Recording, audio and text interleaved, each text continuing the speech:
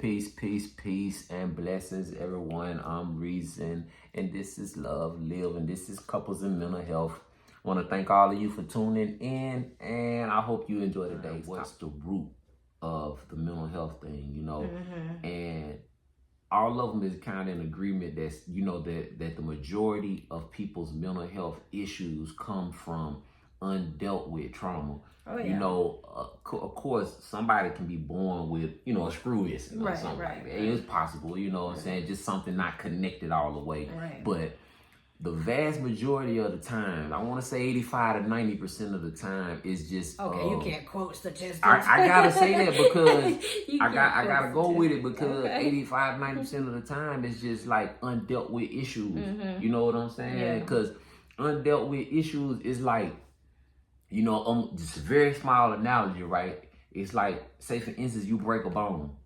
Now, you break a bone in your leg. If you don't never go get the bone reset, you could possibly be fine. You could possibly live the rest of your life with that broken bone in your leg. You might walk with a limp, but you still can live. But the underlying issue, the real problem is still there, and it can become an even greater problem down the line, especially if you try to play some sports or something or do something athletic. You got a broken bone in your leg. Yeah. You know what I'm saying? So it's the same thing with the mental health. It's like every time we research, these people and the topics, like, you keep coming right back. But like bipolar and stuff like that, a lot of times it's hereditary, right?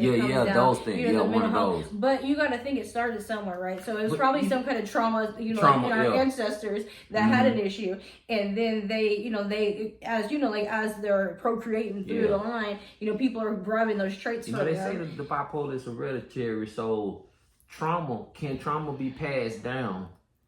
Oh, trauma is definitely passed down because my mom's trauma is going to affect the way that she raised us, like what she did to us, like the way she treated us.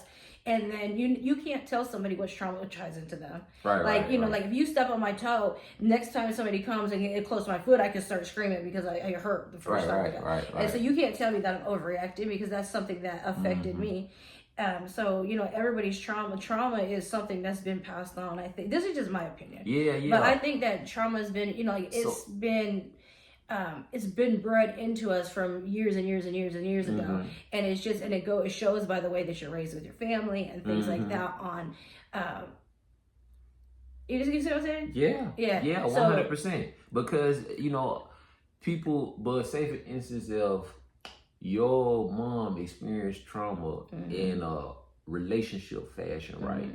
So when you're taking on your relationships and you're starting in relationships, the trauma that she has, she's going to be warning you about don't let nobody do this to you. Or don't let nobody do that to you. Or watch out for this type of people. Or this is those type of experiences. That's true. That is true. But the other part of it, if she say that my mom experienced some trauma that, trauma that she, even if like her mom did something that traumatized her, or she's witnessed a situation that traumatized her, right? My mom. And then she's going to raise us in a certain way to where we're predisposed to those traumas, right? And so she's going to in return traumatize us because she's naturally teaching us this way to be scared of a man, or like a lot of it comes from like relationships, say her dad and her mom had a bad relationship, then she's going to have a bad relationship, and then she's going to take that, she's going to teach me how to have a bad relationship, and so it's just the trauma just goes down for years and years. That's one of the main. That's a scary one. That's one of the main things that people pass down when it comes to like, undealt with trauma. Teaching our children how to have bad relationships. That's exactly what it is, and essentially that has been happening now for years and years and years. That the majority of the families are teaching people how to have dysfunction. I don't say the majority, but some families, whatever the statistics are, some families are teaching the next generation how to have a bad relationship. Like if you see your dad hit your mom all the time, right, and then she is making him dinner 5 minutes afterwards, you're gonna associate, okay, well he hit her because he loves her, that's the way he showed the love. You know what I mean? Like you're just gonna have this different you're gonna have a different perspective on what a relationship is, and it's not gonna be healthy from the jump. With that said, guard the way you reflect your relationships on your children, on on your family members. Think about it. Yeah, I say think about what your action is going to do, or what your acceptance of something is going to do to the little eyes that you have watching you, and the people that look up to you or that are in your within your cycle or your circle. They're going to be traumatized as well if you allow your situation to be traumatized. It deflects onto other people. Yeah, all of it coming right back to the undocumented mental health and undocumented trauma. And just and people being willing to accept that. I think it's going back to put it back to the beginning of the video.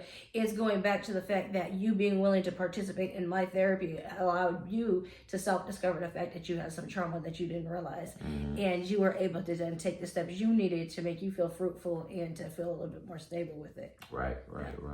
All right. With that said, thank everybody for tuning in to Couples in Mental Health. Peace, love, and blessings. Give us some likes. Give us some subscribes. Yeah, give us some questions and comments. Questions. Everybody have a good one. All right, peace.